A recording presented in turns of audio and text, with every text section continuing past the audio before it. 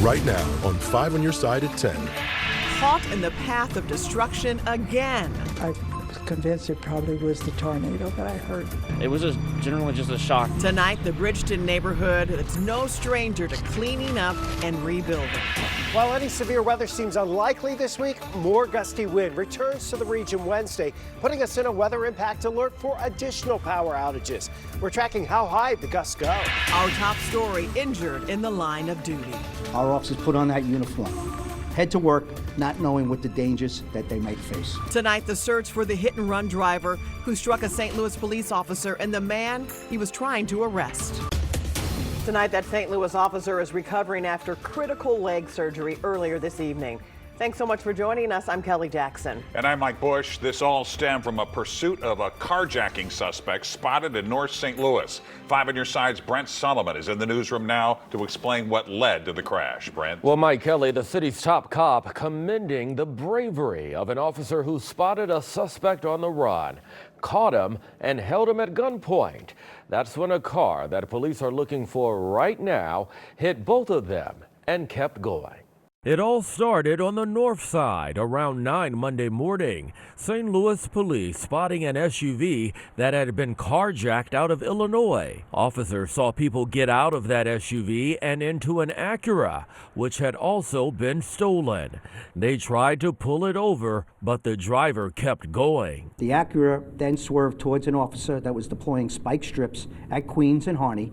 Despite the vehicle swerving and nearly hitting one of our officers, the Acura was successfully spiked and continued to flee. That same car got onto I-70 at North Kings Highway, but lost control, hitting another car. A 19-year-old tried to run away but couldn't. A 20-year-old stayed in the car. Both of them were arrested. But there was one more person in that stolen ride. The rear passenger, who we have not yet identified, fled the vehicle, jumped over the center median into the eastbound express lanes of I-70 and was held at gunpoint by a SLMPD officer. The brave officer climbed over the median to take the third suspect into custody. That's when a Cadillac CTS sedan ran into both of them and kept going. The officer and suspect were both rushed to the hospital in critical condition. We're told that officer has been hurt in the line of duty in the past. And the officer who was injured today is an exemplary officer who has gone to great lengths to protect and serve our residents. With St. Louis support and prayers, our officer's not alone in this journey. We're told that 31-year-old injured officer, who has not been identified due to privacy, will have a long road to recovery. By the way, police found 2 guns in that stolen car. They're still on the hunt for the Cadillac, which probably has damage on the back of it. Just hours ago, Missouri Governor Mike Kehoe requested the Federal Emergency Management Agency to step in to help storm victims throughout the state. He's asking for joint preliminary damage assessments in 23 counties, including Franklin, Jefferson, and St. Louis counties. It's estimated 368 houses were destroyed in Friday night storms. Another 356 sustained major damage, with more than 1,000 sustaining minor damage. At least 9 tornadoes touched down Friday night in the St. Louis region. Weather Impact Chief Meteorologist Scott Connell has the latest information on what we're learning about those twisters, Scott. Well, some of them actually did some serious damage. We know that we had EF1, EF2. There's some that even have EF3 damage. EF2 and EF3, that's strong damage. One of those is the one that started in the Chesterfield area, really down towards Marquette, kind of went right here through the valley. This is video as the power goes out here in a few seconds, looking down towards the valley from the Drury Plaza Hotel. There's your power going out, and the tornado passed by right after that. So we've tallied up the total so far. It's 9. That number is going to go higher, one would think. The track down here, you see it's not filled in with a line yet in Jefferson County. Still working on assessing whether that one moved into St. Louis County, and perhaps even across the river. There's the Chesterfield track. That one over 30 miles, definitely a long track tornado there. And then we look down to the southwest and you see the Villa Ridge. That was EF2 damage. You had the Union tornado, and then down to the south and going on to Rolla. That was also EF2 damage. The EF3 tornadoes really down into portions of Carter County and then into southern portions of Iron County. We probably have another path that'll get connected here from Reynolds into Iron County. That would be 3. And 2 more here on the Illinois side. Weak tornado just east of O'Fallon. There was some damage north of New Baden that was EF2. And just real quick, what do the ratings mean? Well, the ratings are based on damage and the estimated winds that damage caused. EF2 up to 135 miles per hour, EF3 up to 165 miles per hour. We'll see in a few minutes and talk about the lower chances for any rain as we head through the rest of the week. 3 days after the storm, people across the region are still cleaning up from the devastation. This includes Bridgeton, and it's the 3rd time in 14 years the St. Gerard Park and St. James neighborhoods have been hit by a tornado. Our Annie Krall is live there tonight, where homes are still without power. Annie? Mike and Kelly, this is one of the hardest hit homes on Scotch Drive. What used to be a garage now has a tree jackknifed through the top of it, and the roof, well, that's in another neighbor's tree, or long gone by this point with all the high-speed winds. We spoke to the next door neighbor who says the family who lives here thankfully was at home during the storm. I didn't expect a tornado to hit. I thought it was just going to be, rain and storm, this and that. But it was a lot more than rain that blew through Bridgeton on Friday night. The National Weather Service confirming it was an EF2 tornado causing severe damage, especially on Scotch Drive. Cleanup underway Monday as neighbors remembered what it looked like 3 days before. When they told me the box truck had tipped over and whatnot, the windows over here had gotten smashed. Both of our bedrooms, and the roof got torn off. Backyards full of debris as if parts of someone's house had been turned inside out. The power in this St. James Estates subdivision was still out on Monday night, which means no heat for some homeowners, including Glenelle Hull, who's lived in this house for 60 years. I call myself a miracle living in this. There's 15 houses on this block, and I'm the only house that didn't have at least some damage. I don't even have one shingle off. Unbelievable, the 89-year-old says, considering some of the worst damage in the city is right across the street. I'm not God's favorite, but I do. I attested to God's protection. My neighbor said the same thing to me. And it humbles you to think about it. Hull telling us that after losing her husband, Howard, last May, she's being watched over by more than just her nearby children and great-grandchildren. These 2 young men that lived next door was at my front door in that rain, pouring rain, to check on me to make sure I was okay. Everybody in our neighborhood has been gathering around the last couple days, helping clean up, and everybody's just pitching in to do a good thing, survive and stick together as a community. Ameren has been working around the clock to restore power here for anyone in the area who needs to charge their devices or maybe find a place to work for the next few days. The Bridgeton Recreation Center on Fifi Road is open. Reporting live in Bridgeton, Annie Krall, 5 on your side. A Florissant family is thankful they were not hurt when their neighbor's large oak tree came crashing through their home on Thunderbird Avenue. They were sheltering in their basement at the time. We closed the door, and then a few seconds later, the tornado hit. And we heard everything upstairs come crashing down. Florissant City crews have started picking up tree limbs and debris in some of those hardest hit neighborhoods. Hundreds of buildings were destroyed in Jefferson County. Strong winds brought down a carport at the Miller Crossings Apartments in Arnold, damaging dozens of cars. The Dungeon Gym was also hit hard, and the owners hope to reopen in the coming weeks. An outpouring of support tonight for storm victims in Franklin County. Donations cover a yard outside a home in Villa Ridge. The homeowners are working with the nonprofit Blessings Are Miracles. Now they're in need of tables, tents, and wagons to protect and transport the items. The home is located on 300 Cromwell Drive. And you can read more about the tornadoes in our area on KSDK.com. Just text the word tornado to 314-425-5355 and we'll send you a link. An emotional reunion today as a Florissant man embraced freedom after 37 years behind bars. With his family there, Paige Spears walked out of Farmington Correctional Center this morning, ending an imprisonment that began with a 1988 liquor store robbery. Even though no one was hurt, a legal loophole had Spears receiving a 1,001-year sentence. But after completing numerous rehabilitation programs, he was granted parole following Governor Mike Parsons' commutation. I'm just excited, man, you know. And I've always said that once I walk out of prison, one of the things I want to do is kiss the ground, man. And I want to do that. I want to kiss this ground, man.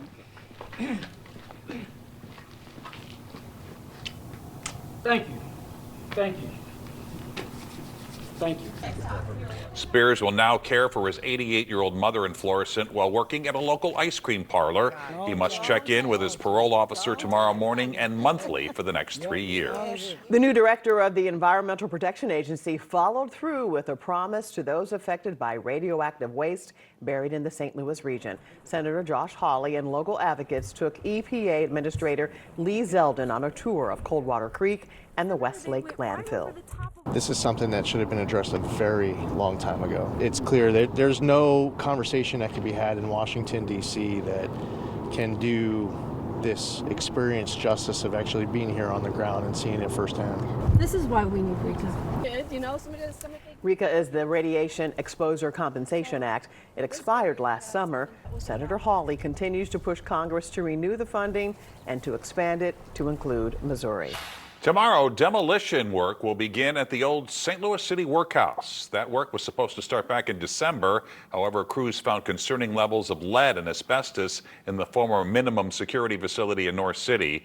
The closure and demolition was a campaign promise of Mayor Tashara Jones before she took office. And tomorrow night, Mayor Jones and Alderwoman Kara Spencer will square off right here in the 5 on Your Side studios for the St. Louis mayoral debate. Our political editor, Mark Maxwell, and the St. Louis American's Alvin Reed will moderate. Live coverage starts at 7 p.m. on Channel 5 and in the 5 Plus streaming app. It's free to download on your Apple, Roku, or Fire TV. A horrible case of animal abuse, a puppy shot in the neck with a bow and arrow. We want to warn you, some of these images may be disturbing. These x-rays show the arrow is lodged in his throat. The 1-year-old puppy was found in East Prairie, Missouri, which is just over 2 hours south of St. Louis. He was transported today to Stray Rescue, where he was stabilized and named Lucky Charm. The rescue also reports the arrow is near his spine and esophagus. And to make matters worse, the puppy also has a bullet lodged in his abdomen. They believe it was an intentional act. Stray Rescue took him to a specialist who handles delicate surgeries. And if you have any information about what happened, you're asked to send an email to info@strayrescue.org. Right now, you're watching your TV, but is your TV watching you? This technology built into most, if not all, smart televisions. Tonight, our Verify team looks into targeted ads and whether you can outsmart your TV. A tornado caught on camera tearing through an Illinois school, the long-term effects the storm will have for students. Gusty winds are going to complicate the cleanup for some of us over the next few days. Another weather impact alert for Wednesday, as winds could gust to 50 miles per hour for some of us. New video tonight showing the moments a tornado hit a school in central Illinois. This is Neoga Junior Senior High School, located just north of Effingham. The building sustained extensive damage from an EF2 tornado early Saturday morning. The National Weather Service says the twister was 300 yards wide and on the ground for 11 miles. School has been canceled for the entire week. We've known our phones track our data, but what about our smart TVs? Well, tonight our Verify team is digging into what's called automatic content recognition. Here's Stephanie Haney. It's common knowledge that our personal devices can collect data about the things we watch and listen to, and that includes your smart TV too. We came across this blog post about automatic content recognition, or ACR, explaining how to disable it if you want to. So let's verify. Should you turn off ACR on your smart TV? Our sources are Case Western Reserve University, Kent State University, and Samsung. Here's how Case's creative new media officer Jared Bendis explains ACR. Automatic content recognition is this technology built into most, if not all, smart televisions that periodically, frequently, creates information about what's on the screen, matches it to a database, and sends that tracking information back to the smart TV to be able to create targeted experiences for you.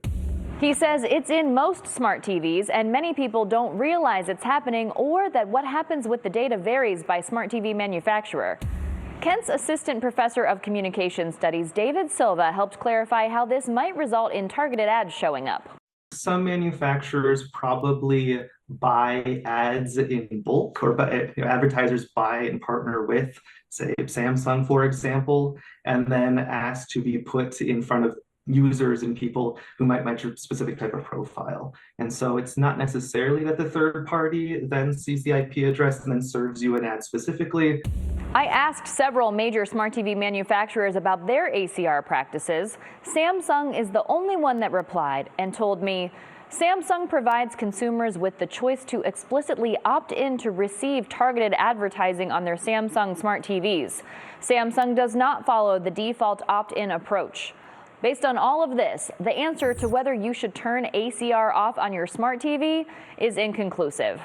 It's really up to your personal level of comfort with information about what you're watching and listening to being shared with companies.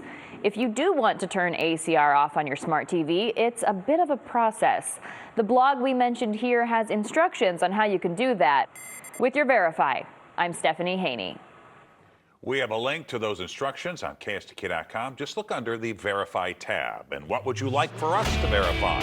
Send an email to verify@KSDK.com. The St. Patrick's Day parade and party has wrapped up in Dogtown. The bars closed about 2 hours ago. The fun began this morning with the Irish Festival and the Ancient Order of Hibernian St. Patrick's Day Parade. It was first organized in 1984 to celebrate Irish heritage. If you missed today's parade, you can watch it on your TV through the free 5+ streaming app. And Chief Meteorologist Scott Connell joined us now with the weather impact forecast. It was a little chilly, but a very nice day for a parade. However, there is some rain and some wind in our forecast, right, It's Scott? the wind we're more concerned about here going into Wednesday and Thursday. And just an update on the tornadoes here from Friday. Now up to 10 confirmed tornadoes. That literally just changed in the last 10 minutes as we're getting new information on a track down around Perryville and then into southern portions of Randolph County. Most of them were 7:30 to midnight, but some of them were strong and long track tornadoes. We have 5 EF2 with winds up to 130 miles per hour and at least 1 EF3 tornado with that damage down into southern portions of Iron County. Now here's the deal. We have a weather impact alert for Wednesday. It's because of the winds. It's not going to be a severe scenario like we had last Friday, but from 10 a.m. until midnight, there will be 40 to 50 mile per hour winds. So you still want to make sure your devices are charged. We don't want any outdoor birding here the next couple of days because even though it rained Friday, the ground is still pretty dry and there are tree branches that have been weakened by the winds we've had over the last couple of weeks and by Friday's storm.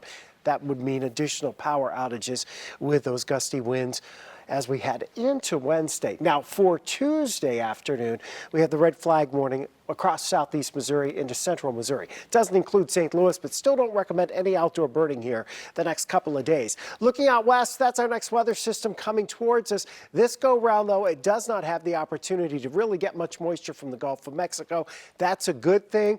There is a chance we'll see some afternoon showers, maybe even a rumble of thunder, but the better chance for strong to severe thunderstorms still appears to be over in eastern Illinois and into western portions of Indiana. Here's the bad part about this. Not only is it windy on Wednesday, but then it gets cold Wednesday night. We probably have some snow flurries rolling overhead by Wednesday night. 10 o'clock in the morning, already 35 to 45 mile per hour wind gusts. Again, you're going to pop some areas around 50 miles per hour with those wind gusts, not associated with any thunderstorms. Wednesday afternoon, that's likely not only to create some driving problems, but also knock a few more branches out and cause some additional problems with power. 58 degrees right now after our high of 69. It was 30 this morning. It won't be tomorrow morning. In fact, the breeze should keep us above 50 overnight tonight. A few clouds rolling in during the nighttime hours. And tomorrow, kind of a mix of sun and clouds. We'll push those temperatures back into the upper 70s, maybe even low 80s tomorrow. It is breezy, but the winds are stronger as we head into Wednesday. And with that potential of having a few more power outages across the area, even though we're not expecting severe weather, we have that potential of additional power outages because of all the wind we've had in the last couple of weeks and Friday's storm. So that's why we have the weather impact alert on Wednesday. All right, another time to be careful. Yes. Scott, thanks. Here's Frank with sports. So the Cardinals are getting pitching. Vashon is getting ready, and Rory is getting richer, and we're getting ready for a special hit and run. Stick around, please. Taking flight. Card Spring Training, sponsored by Wood Basement Systems. Opening day is just 10 days away, and this season I think is going to go one of two ways. Either they're going to shock us and become lovable, or bomb and the organization will be vilified. Let's hope it's not the latter. They face the Nationals today, and the Cardinal bats made some noise. How about Jose Fermin? He goes the other way for a double that will bring in Nolan Gorman. Fermin had 4 RBIs. 7th inning, here's the story of the spring. Victor Scott goes to the same part of the ballpark, but with a little more oomph. It will leave the yard, his 2nd homer of the spring. Eric Fetty was the beneficiary of the offensive outburst, but he pitched 5 innings, allowing no earned runs. Cardinals win 6-2. Mike Claiborne on Fetty. Does that translate into him being a regular season contributor? We'll have to wait and see. But I think he's a guy that you're certainly going to have to count on. After all, you traded for him thinking you can make a run with him. He's a reliable guy these days. He bet on himself a couple of years ago when he went to Korea. He's come back, and he's made himself a reputable player that can certainly fit in a rotation. This man, Jimmy McKinney, is one of the great players in Vashon history. He won 3 state titles. Now he's the coach of that juggernaut. Vashon is 25-2 and headed back to the Final Four on Friday to face Potosi. These athletic highlights should give you an idea how special they are. 14 wins by 20 or more points. They haven't lost to a team in the area. And I asked the coach if he thinks his players were better than he was. At this point, probably, yeah, I would say. I would say that, you know, these guys got a lot more skill set than I had. How many of them? Probably all of them, to be honest. Do you feel pressure because of all the great winning this program has done to win it? Oh, definitely. It's definitely pressure. It's definitely pressure, but basketball is pressure. If your name is Rory McIlroy, you would expect to have the luck of the Irish on St. Patrick's Day.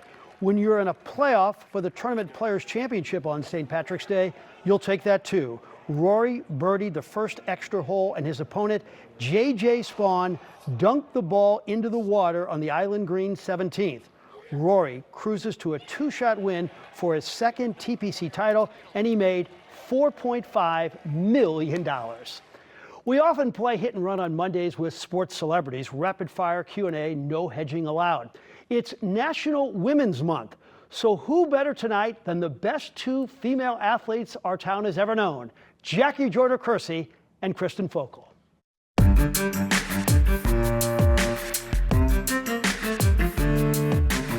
Sports hero growing up? Wilma Rudolph.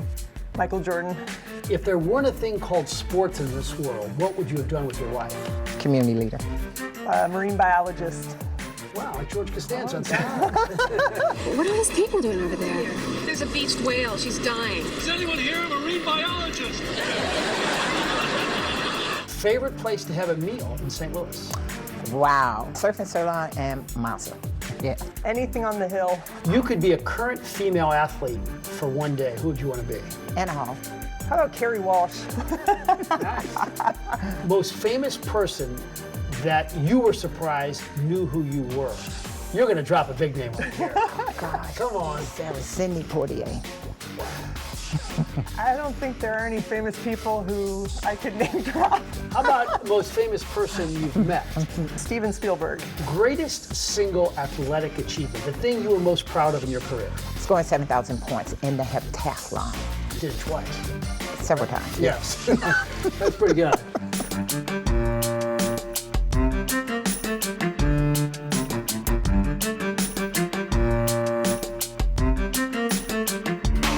Graduating early from Stanford while playing 2 sports. How many years? 3.5. Wow. If I offered you $100,000 right now for one of your gold medals, No. you wouldn't take it? No. What if I went to $1 million? I'll think about it. Do it for the foundation.